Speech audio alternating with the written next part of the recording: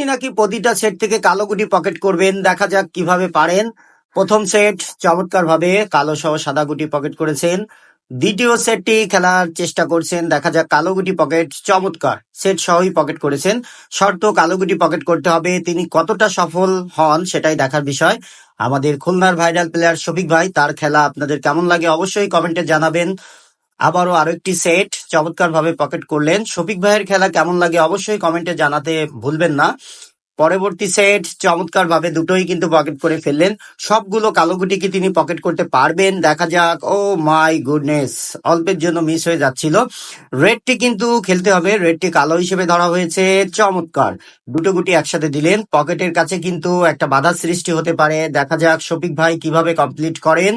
আরেকটি set, oh my goodness, last set, সেটি কি পারবেন তিনি কালো গুটি পকেট করতে? একটু দেখে শুনে নিচ্ছেন ভালো করে। পারবে কালো সেট পকেট করতে। What a shot!